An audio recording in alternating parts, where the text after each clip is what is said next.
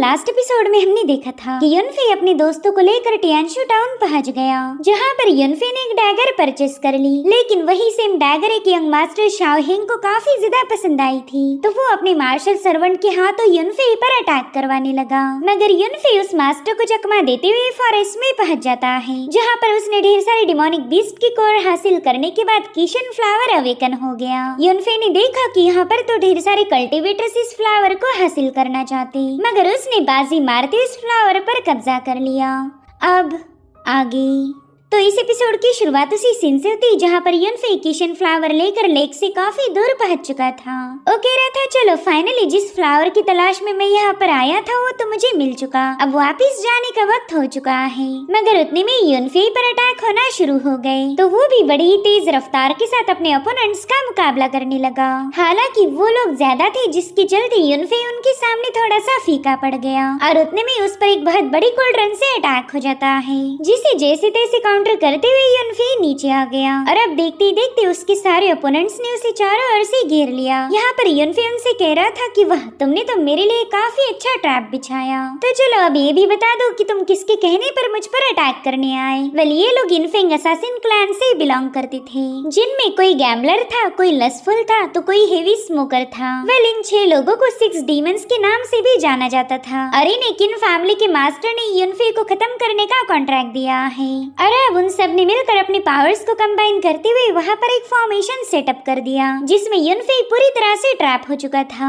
वहीं पर युनफे दिल ही दिल में सोचने लगा कि ये सभी लोग इनफेंग असासिन क्लैन से बिलोंग करते हैं, जरूर से मुझे खत्म करने की इन्हें किसी ने भारी कीमत चुकाई होगी। तो युनफे उनसे पूछने लगा कि बताए आप लोगों को किसने हायर किया था। जो सुनते साथ ही उस ग्रुप की एक बंदी युनफे के साथ फ्लर्ट करते हुए कहने लगी कि हमें किसने हायर किया ये तो हम तुम्हें नहीं बता सकते, मगर हाँ एक बात याद रखो, हम अपने मिशन को कभी अधूरा नहीं छोड़ते।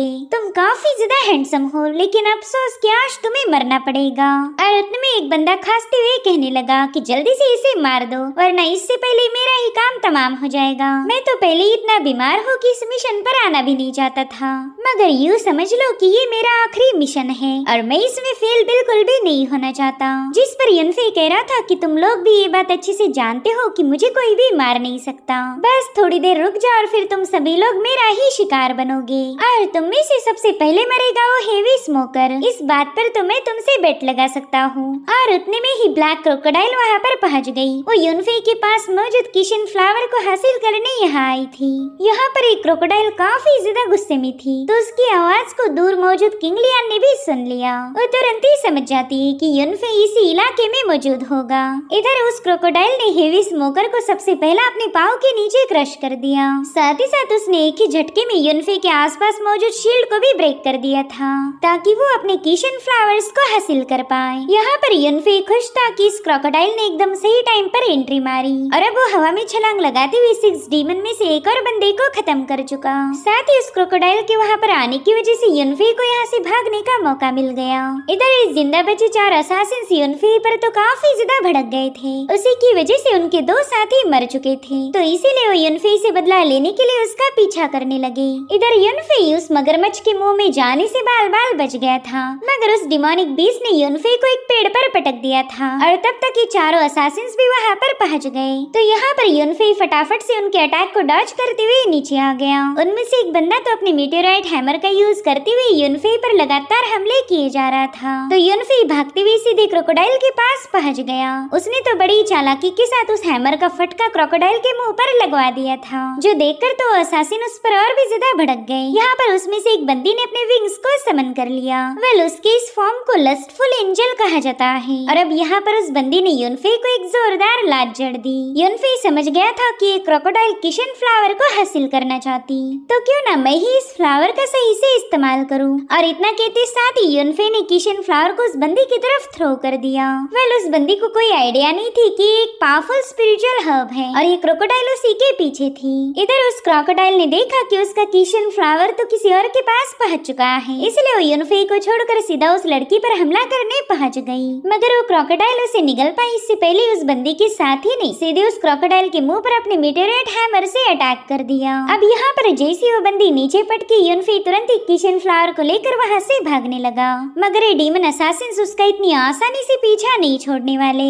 यहाँ पर यूनफे इन लोगों के साथ फाइट करके अपना वक्त जाया नहीं करना चाहता था, इसलिए वो कुछ भी करके इस टियानशु फॉरेस्ट से बाहर जाना चाहता था। और उतने में ही यंग मास्टर शाओहेंग ने भी यूनफे को वहाँ से भागते हुए देख लिया, तो तुरंत ही अपने सर्वेंट को उस पर अटैक करने का हुक्म देता है। यानी कि अब यूनफे के पीछे टोटल 6 लोग पड़े हुए थे, जिसमें मास्टर लिन सबसे ज्यादा पावरफुल था। यहाँ पर उस मास्टर ने यूनफे पर अपना पंच हिट करके उसे बुरी तरह से घायल कर दिया था। वो कहता है कि ये बंदा बस बॉडी रिफाइनिंग की छठी लेवल का कल्टीवेटर है, मगर फिर भी ये मेरे अटैक को काफी आसानी से सहन कर पा रहा। और अब उसने एक जोरदार पाम अटैक करते हुए यूनफे को माउंटेन की क्लिफ के पास पहुंचा दिया। तब तक वहाँ पर वो चारों असासिन्स भी आ चुके थे। उन्होंने यहाँ पर evil spirit soul hook formation को एक्टिवेट कर दिया था, जो कि यूनफे की सोल को डिस्ट्रॉय करने की ताकत रखता था। लेकिन इससे पहले कि वो फॉर्मेशन उस पर अटैक कर पाई, यूनफे ने सीधे उस माउंटेन के नीचे छलांग लगा दी। और उतने में ही किंग लियान भी वहाँ पर पहुंच चुकी थी। उसने देखा कि यूनफे घायल हालत में माउंटेन से नीचे जा चुका, तो उसने भी सीधे उस क्लिफ से छलांग लगा दी। उसने बड़ी तेजी के साथ जाकर यूनफे को अपनी बाहों में होल्ड कर लिया। यूनफे उसे वहाँ देखकर काफी ज्यादा सरप्राइज्ड और साथ ही साथ खुश भी था। वहीं दूसरी तरफ मास्टर लिन को लग रहा था कि यूनफे ऑलरेडी घायल है, तो जरूर से क्लिफ से नीचे पटक कर मारा जाएगा। इधर वो असासिन मास्टर लिन से पूछने लगे कि बताओ तुम्हें किसने हायर किया, भला तुम यूनफे को मारना क्यों चाहते थे? तो शाओहेंग अपने लड़कियों वाले अंदाज में उन्हें बताने लगा कि उस यूनफे ने मेरा अपमान किया था और मैं अपने हेटर्स को जिंदा नहीं छोड़ती, ओ सॉरी नहीं छोड़ता। और उतने में उन चारों असासिन में से एक लड़की सीधे शाओहेंग के पास पहुंच गई। वो कहने लगी कि ये यंग मास्टर तो काफी ज्यादा हैंडसम है, मुझे ऐसे ही खूबसूरत पार्टनर की तलाश थी। जो सुनते साथ ही शाओहेंग काफी ज्यादा शर्माने लगा। मगर तभी उस लड़की के साथी उसे बताने लगे कि तुम्हारा दिमाग तो खराब नहीं हुआ, ये लड़का कम और लड़कियों वाली हरकतें ज्यादा कर रहा। अगर तुमने इसे अपना पार्टनर बनाया तो फिर तुम्हें जिंदगी भर पछताना पड़ेगा। जो सुनते साथ ही यंग मास्टर शाओहेंग उन पर काफी ज्यादा भड़क गया। वो कह रहा था पता नहीं लोग मेरी मर्दानगी पर बार बार सवाल क्यों उठाते हैं। तब तक वो असासिन्स वहाँ से भाग चुके थे। जो देख शाओहेंग कहने लगा देखो ये लोग भी भाग गए, जैसा कि वो यूनफे भाग गया था। इस फॉरेस्ट में आने के बाद तो मुझे बस जलीलियत हासिल हुई, अभी तक मेरा किशन फ्लावर मेरे पास नहीं आया। तो मास्टर लिन कहने लगा कि आप बिल्कुल फिक्र ना करें, अगर यूनफे मेरे हमलों से जिंदा बच भी गया होगा तो भी वो फिलहाल काफी ज्यादा कमजोर है। इसी मौके का फायदा उठाकर मैं वो किशन फ्लावर उससे छीन लूंगा। और अब सीन शिफ्ट होकर हम यूनफे को देख पाते, जो कि काफी देर से बेहोश था। जब तक उसे होश आया तब तक रात हो चुकी थी। साथ ही उसने देखा कि किंग लियान वहीं पर मौजूद है। वो भी उसे महफूज देखकर काफी ज्यादा खुश हो गई। लेकिन मास्टर लिन के हमले की वजह से यूनफे बुरी तरह से घायल हो चुका था।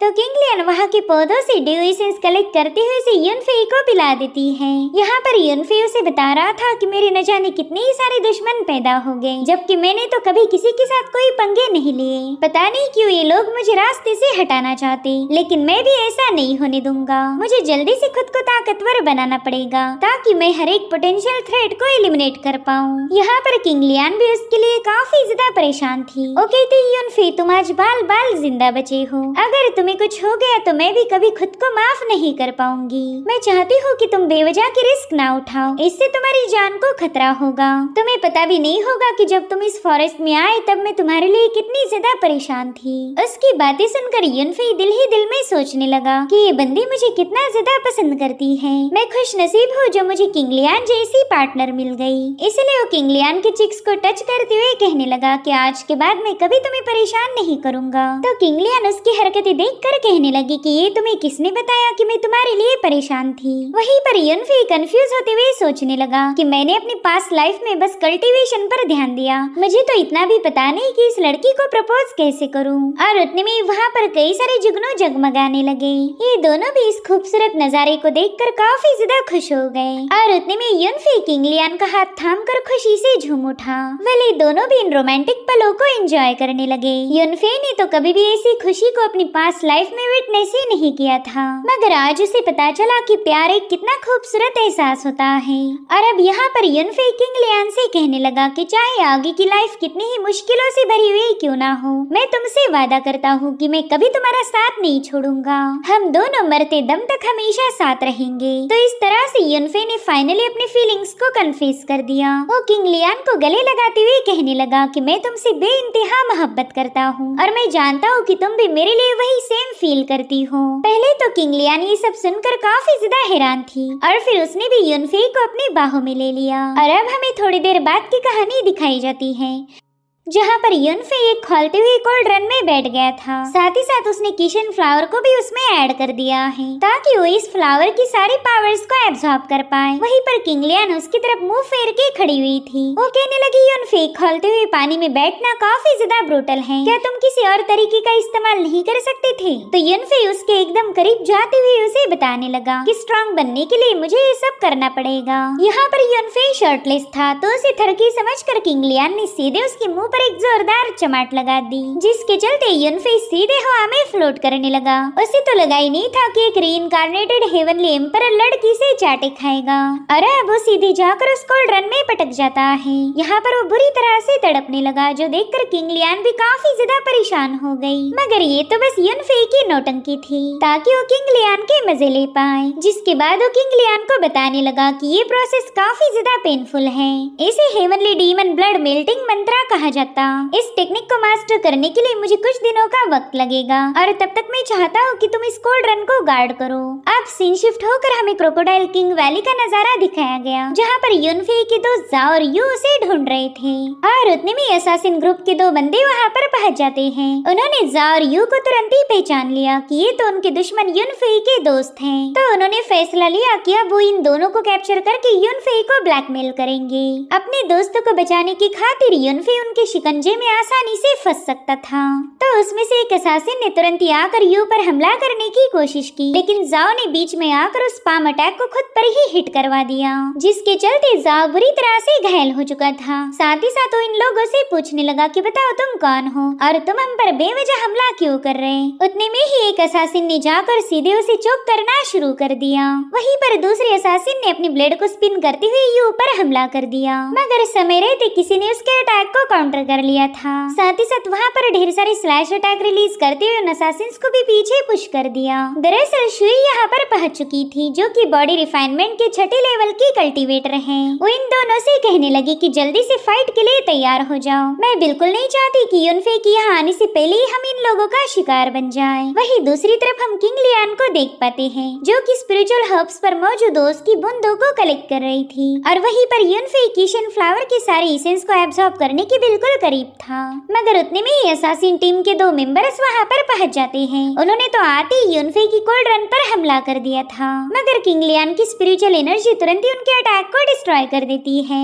साथ ही ये दोनों असासिन्स काफी पीछे पुश हो चुके थे। यहाँ पर लस्टफुल बंदी कहने लगी कि देखो तो युनफे ने अपने कपड़े भी उतार दिए। मेरे ख्याल से वो मेरा ही इंतजार कर रहा था। अगर युनफे का यही इरादा है तो फिर मैं भी उसके मजे को किरकिरा नहीं करूंगी। वहीं पर किंग लियान कह रही थी कि मेरे होते हुए तुम युनफे का कुछ भी बिगाड़ नहीं सकते।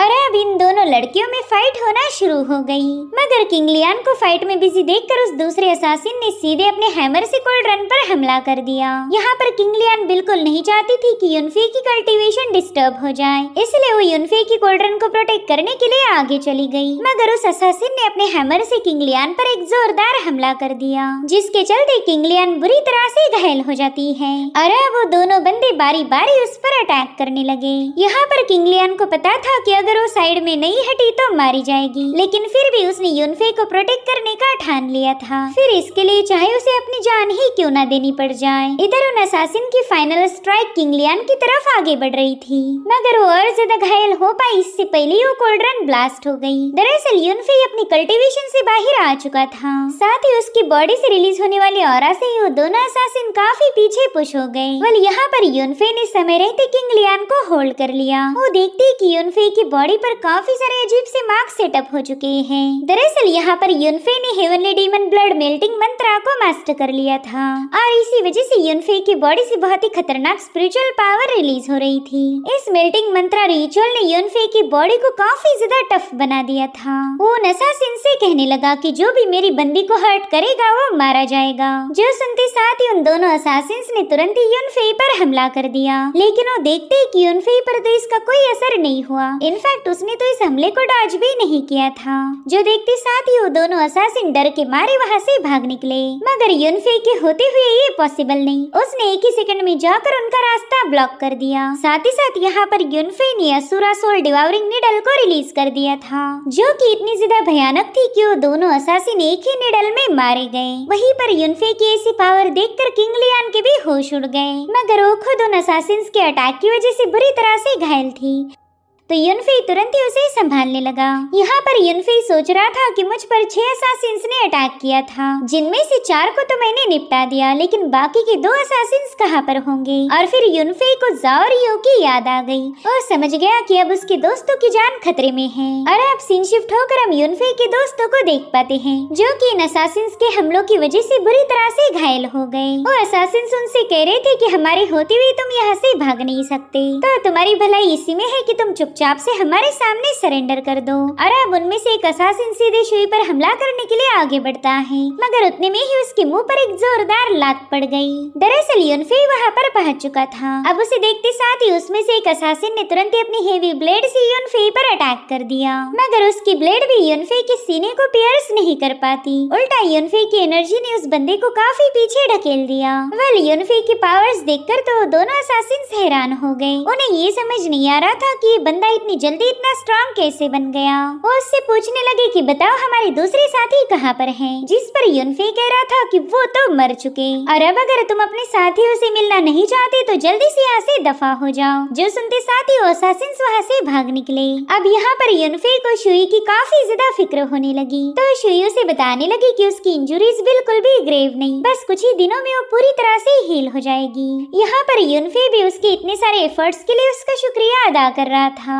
वो शुई से कहने लगा कि हमारे एक क्लैन में मेरे कई सारे दुश्मन थे, लेकिन अगर तुम्हारे जैसे दोस्त मेरे पास हो फिर तो मुझे उनसे डरने की कोई जरूरत नहीं। हम सब मिलकर एक क्लैन को स्ट्रॉन्ग बनाएंगे। बस मैं चाहता हूँ कि तुम सभी लोग अपनी कल्टीवेशन को इम्प्रूव करो, क्योंकि बाकी की सारी ग्रेट फैमिलीज हमारी दुश्मन बन चुकी है। उन्हें मौका मिलते ही वो हमारे एक क्लैन को निपटा देंगे। तो अब हमें काफी केयरफुली अपनी पावर्स को इंक्रीज करना होगा। जल्दी इस साल का स्पिरिचुअल माइंड टूर्नामेंट होने वाला है, तो ग्रेट फैमिलीज इसी मौके का फायदा उठाकर हमारे क्लैन को डिस्ट्रॉय करने की कोशिश करेगी। तो हमारे ये क्लैन को प्रोटेक्ट करने के लिए हमें मिलजुल कर काम करना होगा।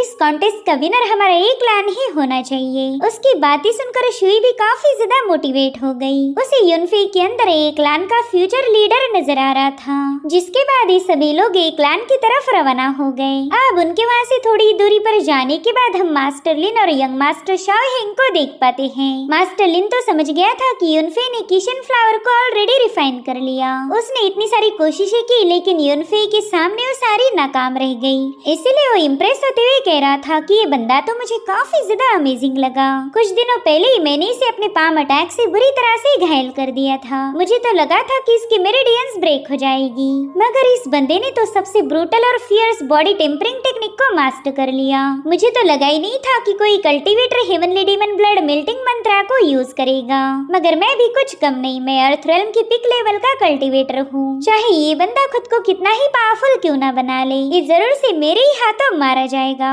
जो सुनते साथ ही शाओ हेंग अपनी जुल्फे उड़ाते हुए कहने लगा कि तुम्हारा यही एटीट्यूड तो मुझे सबसे ज्यादा अच्छा लगता। खैर उन असासिन्स की बातों से ही हमें पता चला था कि यूनफेई युआन सिटी से बिलोंग करता है, और ये बंदा जल्दी एक क्लैन की लीडर की पोजीशन को इनहेरिट करेगा। लेकिन मेरे साथ पंगे लेकर उसने बहुत बड़ी गलती कर दी। मैं जल्दी युआन सिटी से एक क्लैन का नाम और निशान मिटा दूंगा, और मैं चाहता हूँ कि इसमें तुम मेरी मदद करो। जो सुनते साथ ही मास्टर लिन ने तुरंत इस मिशन को एक्सेप्ट कर लिया। वो कह रहा था कि यंग मास्टर आप बिल्कुल फिक्र मत कीजिए, आपके जलीलियत का बदला जरूर से लिया जाएगा।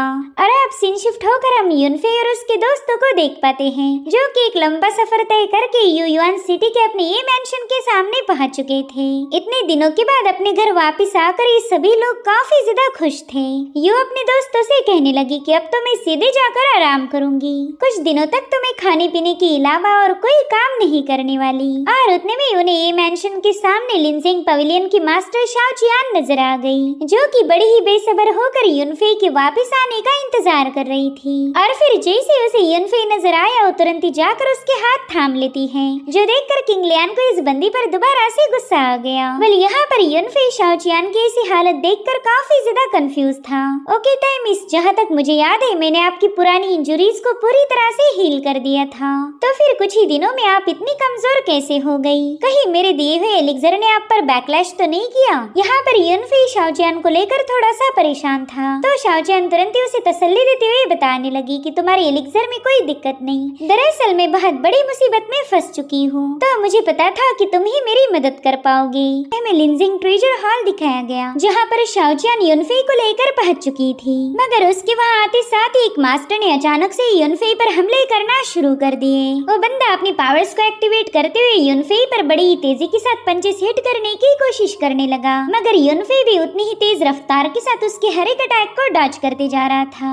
उसे तो ये समझ नहीं आ रहा था कि ये बंदा अचानक से मुझ पर हमले क्यों करने लगा। दरअसल इनका नाम था एल्डर नाई। वो कहने लगा कि हमारे यंग मास्टर की तबीयत काफी ज्यादा खराब है, तो कोई भी उन्हें देखने नहीं आ सकता। यहाँ पर युनफे तुरंत ही समझ गया कि ये बंदा सेलेस्टियल रेल्म का मास्टर है। उतने में ही शाओ चियान बीच में आकर एल्डर नाई को बताने लगी कि मैंने युनफे को यहाँ पर इनवाइट किया था, इनके पास गजब की हीलिंग एबिलिटीज है, तो मैं चाहती हूँ कि मेरे भाई का इलाज इनके हाथों से हो। जिस पर एल्डर नाई युनफे का मजाक उड़ाते हुए कहने लगे कि ये बच्चा तो अभी तक अर्थ रेल्म पर भी नहीं पहुँचा, तो भला ये मेरे यंग मास्टर का इलाज कैसे कर पाएगा। जो सुनकर युनफे कहने लगा कि अगर आपको मेरी ट्रीटमेंट पर भरोसा नहीं तो फिर मेरा यहाँ से जाना ही सही रहेगा, मगर शाओ चियान ने तुरंत ही उसे रोक लिया। वो कह रही थी कि एल्डर नाई के बदले मैं तुम्हारे सामने माफी मांगती हूँ, प्लीज यहाँ से मत जाओ। साथ ही साथ वो एल्डर नाई से कहने लगे कि मेरे भाई की जान खतरे में है, तो कम से कम आपने युनफे को एक मौका देना चाहिए, शायद अभी भी उसके बचने की उम्मीद हो। जो सुनते साथ ही एल्डर नाई काफी ज्यादा मायूस हो गए। यहाँ पर युनफे अपनी इमॉर्टल आई का इस्तेमाल करते हुए इस बंदे की बॉडी को स्कैन करने लगा, और उतने में युनफे को उसके दिल पर वॉइड सेंटीपीड का जहर नजर आता है। वो कह रहा था कि इस बंदे पर तो सबसे खतरनाक जानलेवा पॉइजन से अटैक किया गया है, इसे वॉइड सेंटीपीड पॉइजन के नाम से जाना जाता। जो सुनते साथ ही एल्डर नाई काफी ज्यादा हैरान हो गए। वो कह रहे थे लड़के तुमने तो 1 सेकंड के अंदर ही इस पॉइजन का नाम भी पता कर लिया। यहाँ पर युनफे बताने लगा कि इस पॉइजन का ना ही कोई स्मेल होता है और ना ही कोई रंग होता है, इसलिए कोई भी हीलर इसे आसानी से आइडेंटिफाई नहीं कर सकता, और फिर ये पॉइजन धीरे धीरे करके अपने विक्टिम की बॉडी को पूरी तरह से डिस्ट्रॉय कर देगा। ये बंदा 7 दिनों से इस पॉइजन की गिरफ्त में है। अगर 3 दिनों के अंदर इसके पॉइजन को न्यूट्रलाइज नहीं किया गया तो फिर इसकी मौत हो जाएगी। जो सुनते साथ ही एल्डर नाई काफी ज्यादा पैनिक होते हुए युनफे से पूछने लगा कि क्या आपके पास इस पॉइजन को ट्रीट करने का कोई तरीका है। जिस पर युनफे कहने लगा कि आपको परेशान होने की कोई जरूरत नहीं, अगर मैंने इस पॉइजन को आइडेंटिफाई किया है तो मैं ही इसे क्योर करूंगा। तो एल्डर नाई तुरंत ही युनफे के सामने माफी मांगने लगे। वो कहते हैं कि मैं अंधा था जो आपके एबिलिटीज को पहचान नहीं पाया, प्लीज मेरी सारी कड़वी बातों को नजरअंदाज करके हमारे यंग मास्टर को हील कीजिए। अगर आपने इनकी जान बचा ली तो मैं जिंदगी भर आपका एहसान मंद रहूंगा। यहाँ पर युनफे सोच रहा था कि ये बंदा एक सेलेस्टियल रेल्म का मास्टर है, साथ ही साथ लीजिंग ट्रेजर हॉल का चीफ भी, मगर इसमें तो जरा भी घमंड नहीं। अगर ये अपने यंग मास्टर को बचाने के लिए इतना ज्यादा डेस्परेट है तो जरूर से ये यंग मास्टर भी काफी ज्यादा रहमदिल होगा। तो युनफे तुरंत ही उन्हें राइज कराते हुए कहने लगा कि आपको मेरे सामने अपना सिर झुकाने की कोई जरूरत नहीं, इस यंग मास्टर की जान बचाना तो मेरा फर्ज बनता है। अगर हेवन ने मुझे हीलिंग की एबिलिटीज दी है तो मैं उसका जरूर से फायदा उठाऊंगा। और अब युनफे हम ऑडियंस को बताने लगा कि ये बंदा एक बहुत बड़ी पोजीशन वाला ऑफिसर है। अब तुम लोग बताओ मैं एक पावरफुल और रहमदिल बंदे को मना कैसे कर सकता हूँ। उतने में शाओ चियान ने अपने भाई को बेड पर बिठा दिया और फिर युनफे शूमी फिंगर्स टेक्निक का इस्तेमाल करते हुए उस बंदे के एक्यू पॉइंट्स को टेम्पर करने लगा। उसके ऐसा करते साथ ही उस बंदे को काफी ज्यादा तकलीफ होने लगी, और फिर अपनी डिवाइन पावर का इस्तेमाल करते हुए युनफे ने उस पर एक जोरदार पाम अटैक कर दिया, जिसके चलते पॉइजनस वॉइड सेंटीपीड फटाक से बाहर आ गई। तो युनफे अपनी एक ही स्ट्राइक का इस्तेमाल करते हुए उस सेंटीपीड को वहीं पर डिस्ट्रॉय कर देता है। साथ ही साथ वो शाओ चियान को बताने लगा कि तुम्हारी भाई की बॉडी से मैंने सारा पॉइजन एक्सपेल कर दिया, बस कुछ ही दिनों में इसकी पावर दोबारा से रिकवर हो जाएगी। यहाँ पर एल्डर नाई और शाओ चियान तो यंग मास्टर को होश में आता हुआ देखकर काफी ज्यादा खुश हो गए। शाओ चियान उसे बताने लगी कि तुम्हारी तुम्हारे अंदर एक वाइट सेंटीपीड का पॉइजन था, जिसे यंग मास्टर युनफे ने अपनी जादुई स्किल्स का इस्तेमाल करके हटा दिया है। इन्होंने ही तुम्हारी जान बचाई, तो जल्दी से इनका शुक्रिया अदा करो। जो सुनते साथ ही वो यंग मास्टर युनफे इसे कहने लगा कि आप तो इतनी कम एज में एक हीरो जैसा काम कर रहे हैं। आपके इस रहमदिली के लिए मैं हमेशा आपका शुक्रगुजार रहूंगा। मैं वादा करता हूँ कि एक दिन आपके इस एहसान को जरूर से रीपे करूंगा। जिस पर युनफे कहता है कि ना, इसकी कोई जरूरत नहीं। खैर, तुम्हें देखकर ही पता चल रहा कि तुम एक एक्स्ट्राऑर्डिनरी इंसान हो। सो अगर तुम चाहो तो हम दोनों दोस्त बन सकते हैं। जो सुनते साथ ही वो बंदा भी काफी ज्यादा खुश हो गया। वो कह रहा था, ठीक है, आज के बाद तुम मुझे थर्ड ब्रदर बुलाओगे। वैसे तुम्हारी एज काफी कम होने के बावजूद भी तुमने अच्छी खासी हीलिंग एबिलिटीज को पजेस किया। इससे ये बात साबित होती है कि तुम एक जीनियस हो। सो अगर तुम दिलचस्प हो तो मैं तुम्हें इंपीरियल सिटी ले जाना चाहूंगा। वहाँ पर तुम अपनी किस्मत को आजमा सकते हो। तो युनफे भी तुरंत ही इसके लिए राजी हो गया। वो कह रहा था कि फ्यूचर में मैं जरूर से आपके साथ इंपीरियल सिटी जाऊंगा। जिसके बाद वो इन सभी को ग्रीट करते हुए वहाँ से रवाना हो गया। अब हॉल से बाहर आने के बाद शाओचियान युनफे से कहने लगी कि आपने मेरे भाई का इलाज किया था, प्लीज इस बात को सीक्रेट रखिए। अगर हमारे दुश्मनों को पता चला कि वो क्योर हो चुका है तो दोबारा से उस पर हमला कर सकते। तो युनफे ने भी उससे वादा किया कि वो किसी के सामने इस बात को रिवील नहीं करेगा। साथ ही वो शाओचियान को एक एलिक्सर देते हुए कहने लगा कि मैंने स्पेशली तुम्हारे लिए प्रिपेयर किया था। इसे कंज्यूम करते साथ ही तुम्हारा क्रॉनिक इलनेस पूरी तरह से क्योर हो जाएगा। जो देखकर ही शाओचियान काफी ज्यादा इमोशनल हो गई। वो युनफे से कहती है कि मुझे समझ ही नहीं आ रहा कि मैं आपका शुक्रिया अदा कैसे करूं। आपने मेरे भाई की जान बचाई और मेरी भी मदद की, जिसके लिए हमारा लिंजिंग ट्रेजर हॉल हमेशा आपका शुक्रगुजार रहेगा। वैसे मुझे हाल ही में पता चला कि तीनों क्लैंस ने मिलकर आपके खिलाफ एक बहुत ही इवल प्लानिंग बनाई। वो लोग स्पिरिचुअल माइंड कॉन्टेस्ट में आप पर अटैक करेंगे, तो आपको उस कॉन्टेस्ट में काफी ज्यादा चौकन्ना रहना पड़ेगा। जिस पर युनफे हंसते हुए कहने लगा कि मिस शाओचियान, आप मेरी फिक्र बिल्कुल भी मत करो। स्पिरिचुअल माइंड कॉन्टेस्ट में मैं इन तीनों क्लैंस को सबक सिखाऊंगा। अब ये सीन यहीं पर कट होकर हमें किन मैंशन दिखाया गया, जहाँ पर तीनों क्लैंस के एल्डर लड़कियों का डांस देखकर काफी ज्यादा मजे कर रहे थे। वहीं पर हम क्यू जुआन नाम के बंदे को भी देख पाते, जो कि इनफेंग घोस्ट क्लैन का मास्टर था। वो कहने लगा कि मैंने अपने 6 पावरफुल बंदे उस युनफे के पीछे लगवा दिए थे। मेरे ख्याल से अब तक तो उन्होंने उसे खत्म कर दिया होगा। जो सुनते साथ ही मास्टर किन जियोंग काफी ज्यादा खुश हो गया। वो कहने लगा कि मैं जानता ही था कि इस काम को बस तुम्हारा इनफेंग घोस्ट क्लैन ही पूरा कर सकता है। और उतने में इनफेंग घोस्ट क्लैन के 2 कल्टिवेटर्स वहाँ पर पहुँच गए। वो तुरंत ही अपने मालिक को बताने लगा कि हमने उस युनफे को खत्म करने की पूरी कोशिश की थी, लेकिन इसमें हम नाकाम रहे। इतना ही नहीं, उस युनफे ने हमारे चारों साथियों को मार दिया। जो सुनते साथ ही मास्टर जुआन अपनी एनर्जी को रिलीज करते हुए इन दोनों को पीछे की तरफ पुश कर देता है। वो कह रहा था कि तुम 6 लोग मिलकर भी एक मामूली से बंदे को खत्म नहीं कर पाए। तुमने तो मेरे इनफेंग घोस्ट क्लैन की इज्जत मिट्टी में मिला दी। वहीं पर शी फैमिली का मास्टर टियानियो और लियो फैमिली का मास्टर युनशा भी काफी ज्यादा पैनिक हो गए। वो कहते हैं कि घोस्ट क्लैन के लोग भी उस युनफे को खत्म नहीं कर पाए, जरूर से उस बंदे ने ब्रेक थ्रू कर लिया होगा। मगर किन जियोंग पूरी तरह से रिलैक्स था। वो कहता है कि तुम्हें युनफे का ज्यादा टेंशन लेने की कोई जरूरत नहीं। युनफे ज्यादा दिनों तक हमें तंग नहीं कर पाएगा,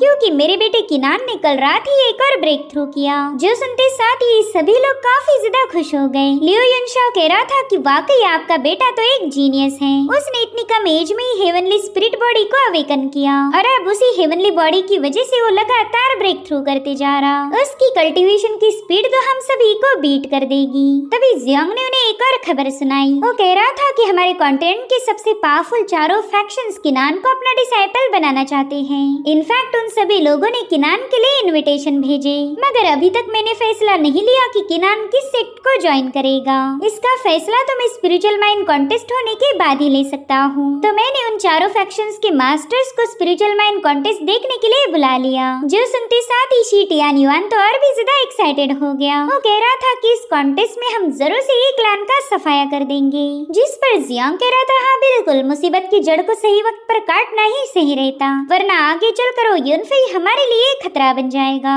और उतने में यंग मास्टर शाओहिंग की वहाँ पर एंट्री हो गई। वो अपनी कमर मटकाते हुए हॉल में पहुँच गया था। साथ ही साथ वो इन लोगों से कहता है कि अगर आप युनफे को मारना चाहते हो तो हम भी इसमें शामिल होंगे। और अब हमें युआनयू सिटी का अरीना दिखाया गया। इसी जगह पर स्पिरिचुअल माइंड कॉन्टेस्ट होने वाला था। वेल, इस कॉन्टेस्ट को देखने के लिए पे ढेर सारे कल्टीवेटर्स जमा हो गए थे। यहाँ पर हम युआनयू सिटी के गवर्नर कांग्रेन को भी देख पाते हैं। वहीं पर युनफे का चचेरा भाई शियांग तो इस लोकेशन को देखकर ही शॉक हो गया। वो कह रहा था कि इस बार के स्पिरिचुअल माइन कॉन्टेस्ट के लिए इन लोगों ने बहुत ही भयानक माउंटेन को सिलेक्ट किया है। इस नॉर्थ माउंटेन पर क्लाइंब करना तो काफी ज्यादा मुश्किल है। और उतने में ये क्लैन के दूसरे कल्टीवेटर्स वहाँ पर पहुँच गए। वो शियांग से पूछ रहे थे कि बताओ तुम यहाँ पर क्यों आए हो, जिस पर शियांग कहता है कि भला मैं यहाँ पर क्यों नहीं आऊंगा, मैं भी एक क्लैन का डिसाइपल हूँ। जो सुनते साथ ही शुई ने तुरंत ही अपनी सोर्ड उस बंदे पर पॉइंट कर दी, मगर तभी टियानफिंग शुई को रोकने लगा। वो कह रहा था कि युनफे ने खुद होकर शियांग को यहाँ पर इनवाइट किया है। युनफे चाहता था कि शियांग भी इस कॉन्टेस्ट में हिस्सा ले, जिस पर शियांग कह रहा था हाँ बिल्कुल, मैं एक क्लैन का एक आउटस्टैंडिंग डिसाइपल हूँ, तो मैं हमारे एक क्लैन की रेपुटेशन को बचाने के लिए सारी हदों को पार कर दूंगा। जो सुनते साथ ही ये फान उसे धमकाने लगा कि आज गलती से भी यहाँ पर कोई तमाशा खड़ा मत करना, अगर तुमने ऐसा कुछ किया तो फिर मैं अपने हाथों से तुम्हारी खाल उधेड़ूंगा। तभी टियानफिंग कहता है ये फान तुम बिल्कुल फिक्र मत करो, मैं ही हमारी टीम को लीड करने वाला हूँ, तो मैं शियांग पर पूरी नजर रखूंगा। जिस पर एफान कह रहा था ठीक है, लेकिन युनफे अभी तक नहीं आया, कहीं ऐसा तो नहीं क्यों एकदम लास्ट मोमेंट पर हीरो जैसी एंट्री मारेगा। और उतने में युनफे की वहाँ पर एंट्री हो गई। वो कह रहा था हीरो तो मैं हुई, लेकिन हमेशा स्टाइल मारना मुझे पसंद नहीं। खैर मुझे यहाँ आने में देर इसलिए लगी क्योंकि मैं इस कॉन्टेस्ट के लिए एक सीक्रेट वेपन को प्रिपेयर कर रहा था। जो सुनते साथ ही एफान तो इस सीक्रेट वेपन को देखने के लिए काफी ज्यादा एक्साइटेड हो गया। इधर गवर्नर कांग्रेन ने तुरंत ही अनाउंसमेंट करना शुरू कर दी। वो सभी कल्टीवेटर्स को बता रहा था कि स्पिरिचुअल माइन का कॉन्टेस्ट 3 सालों में एक बार किया जाता है, लेकिन इस बार का कॉन्टेस्ट काफी ज्यादा स्पेशल होगा क्योंकि हमारी युआनयू सिटी में एक बहुत ही रेयर हेवनली स्पिरिट बॉडी पाई गई है। वो कल्टीवेटर ऑलरेडी इतना ज्यादा टैलेंटेड है कि हमें उसी की वजह से इस कॉन्टेस्ट को और भी ज्यादा मुश्किल बनाना पड़ा, तो हमने इस बार कॉन्टेस्ट के लिए नॉर्थ माउंटेन को सिलेक्ट किया है। साथ ही इस बार के कॉन्टेस्ट के रूल्स भी काफी ज्यादा सिंपल है। इसमें चारों क्लैंस को एक एक फ्लैग दिया जाएगा। जो भी क्लैन सबसे पहला नॉर्थ माउंटेन पर मौजूद कोल्ड्रन में इस फ्लैग को सेटअप करेगा वही इस मुकाबले को जीत जाएगा। साथ ही कॉन्टेस्ट के दरमियान एक क्लैन दूसरे क्लैन पर अटैक कर सकता है। तुम लोग चाहे जितनी मर्जी उतनी फाइट कर सकते हो, बस इसमें एक ही रूल है, तुम्हारे क्लैन का फ्लैग डिस्ट्रॉय नहीं होना चाहिए। अगर ऐसा हुआ तो वो क्लैन एलिमिनेट हो जाएगा। साथ ही इस कॉन्टेस्ट में 20 साल के अंडर वाले कल्टीवेटर्स ही पार्टिसिपेट कर सकते। इतना ही नहीं, अगर मुकाबले के दौरान तुमने किसी को खत्म भी कर दिया तो भी तुम पर कोई एक्शन लिया नहीं जाएगा। अभी सुनते साथ ही सभी कल्टीवेटर्स पैनिक हो गए क्योंकि ऐसा रूल पहले कभी नहीं था। वहीं पर युनफे के फादर टियानपिंग भी इन रूल्स को सुनकर काफी ज्यादा हैरान थे। वो कह रहे थे कि इस बार के कॉन्टेस्ट के रूल्स को बड़े ही ब्रूटल तरीके से तोड़ मरोड़ दिया। शायद आपको आपके कल्टीवेटर्स पर कुछ ज्यादा ही भरोसा है। दरअसल ये सारी करामत थी इन 3 क्लैंस की। ये किसी भी कीमत पर एक क्लैन को डिस्ट्रॉय करना चाहते हैं, तो कॉन्टेस्ट से बेहतर मौका इन्हें नहीं मिलने वाला। यहाँ पर किन्जियांग टियानपिंग से कहने लगा कि शायद तुम्हें अपने फ्यूचर यंगर जनरेशन पर जरा भी भरोसा नहीं। अगर तुम्हें डर लग रहा कि तुम्हारे लूजर्स की फौज इस कॉन्टेस्ट में मारी जाएगी तो अभी भी वक्त है। तुम्हारा क्लैन अभी के अभी सबमिट करके इस कॉन्टेस्ट से बाहर जा सकता। जिस पर टियानपिंग कह रहे थे किन्जियांग तुम्हारे मुँह से ऐसी बहादुरी वाली बातें बिल्कुल भी शोभा नहीं देती। मेरे क्लैन को लूजर बोलने से पहले तुमने अपने बेटे के बारे में सोचना चाहिए। लास्ट टाइम हुए कॉन्टेस्ट में वो मेरे बेटे युनफे के सामने हार गया था। जो सुनते साथ ही टियानयुआन टियानपिंग पर भड़क गया। वो कह रहा था कि किनान एक जीनियस है, तो तुम उसके बारे में बिल्कुल भी बकवास नहीं कर सकते। तभी कांग्रेन बीच में आते हुए कहने लगा कि आप सभी मास्टर शांत हो जाएं। अगर आप जैसे सीनियर्स ही झगड़ने लगे तो फिर बाकी के कल्टीवेटर्स आपसे इंस्पायर कैसे होंगे। क्यों ना इस बहस को यहीं पर खत्म करके कॉन्टेस्ट की शुरुआत की जाए। और उतने में इलियो क्लैन के एल्डर ने अपने क्लैन का फ्लैग सीधे मुबाई की तरफ पास कर दिया, तो मुबाई भी सभी कल्टीवेटर्स के सामने शाइनिंग मारते हुए उस फ्लैग की तरफ आगे बढ़ता है। यहाँ पर उसने सोर्ड्स को सीढ़ियों जैसा यूज किया था और फाइनली वो उस फ्लैग को ग्रैब करके सीधा अरीना में आ गया। सभी लोग मुबाई के लिए चीयर्स कर रहे थे। जिसके बाद शी फैमिली का एल्डर टियानयुआन भी अपनी बेटी की तरफ अपने क्लैन का फ्लैग थ्रो करता है, जो कि शाओ ने अपनी पावर्स को एक्टिवेट करते हुए तुरंत ही छलांग लगाकर उसे ग्रैब कर लिया। वेल ये वही बंदी है जिसके साथ युनफे ने अपनी एंगेजमेंट ब्रेक कर दी थी।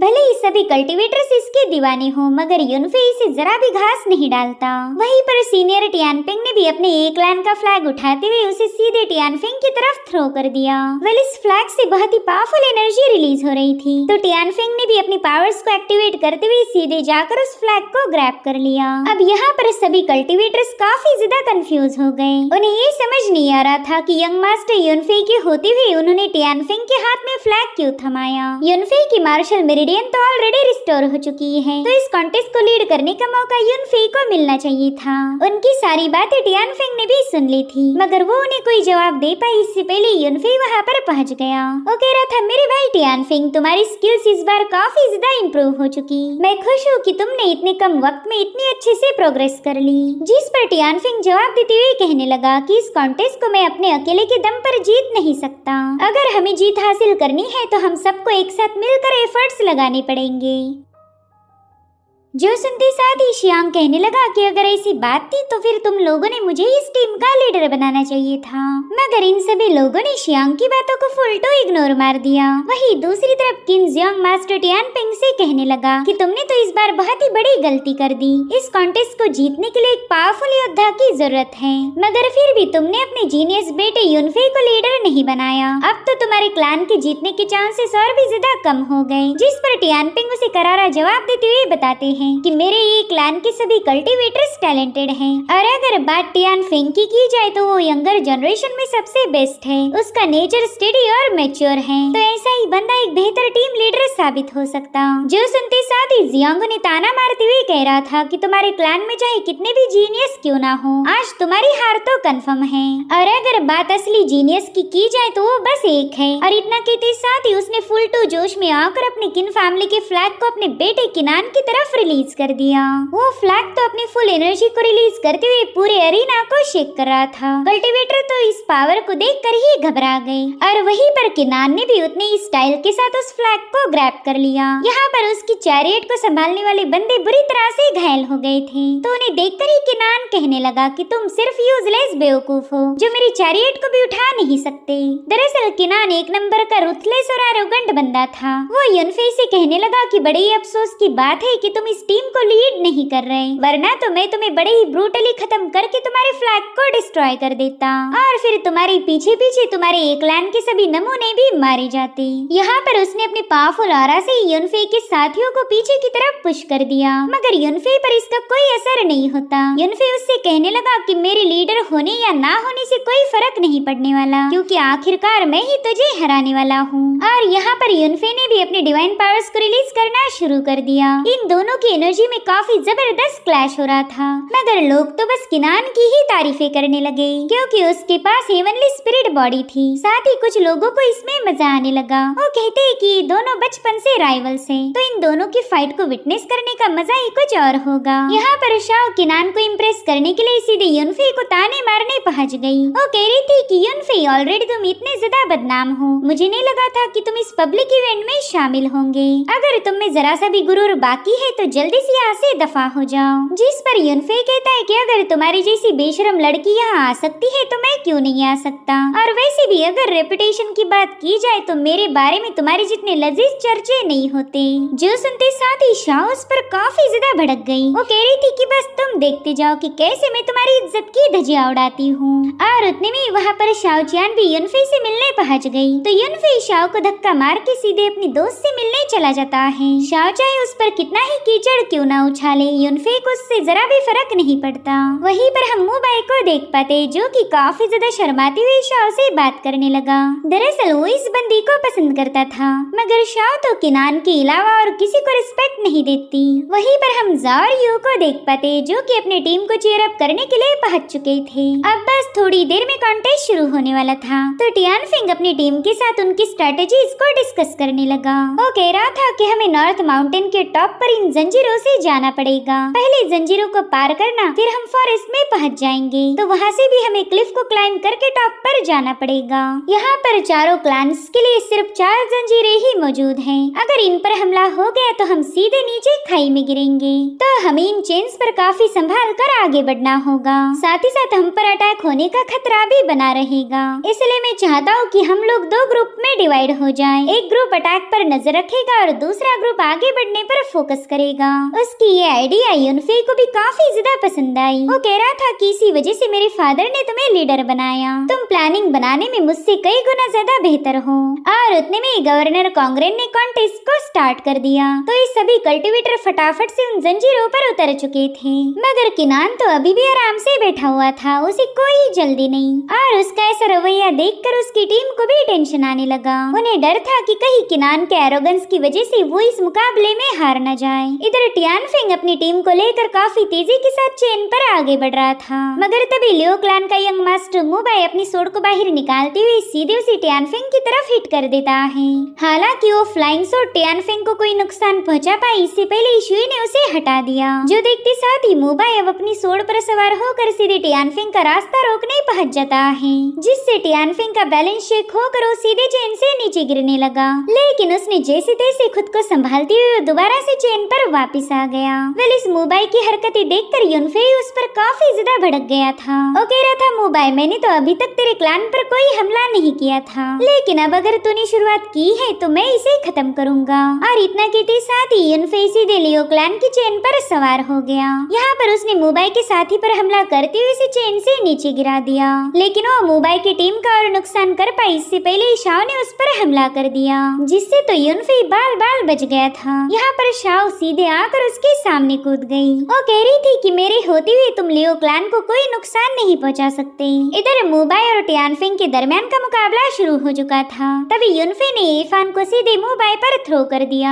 यहाँ पर एफान का काम था मुबाई को बिजी रखना, तब तक उसकी टीम आगे बढ़ने लगी। वहीं पर हम शियांग को देख पाते, जो कि रेंगते हुए चेन को क्रॉस करने लगा। यहाँ पर युनफेई समझ गया कि उसे कुछ भी करके इस मुबाई को रास्ते से हटाना होगा, मगर वो मुबाई पर अटैक कर पाई इससे पहले उस बंदे ने स्नीक अटैक करते हुए अपनी शुरिकन ब्लेड युनफेई पर थ्रो कर दी, जिसे युनफेई ने तो डॉज कर दिया, मगर एफान काउंटर नहीं कर पाता, जिसके चलते वो बंदा सीधे खाई में गिरने लगा। और इसी के साथ एपिसोड यहीं पर एंड हो जाता है।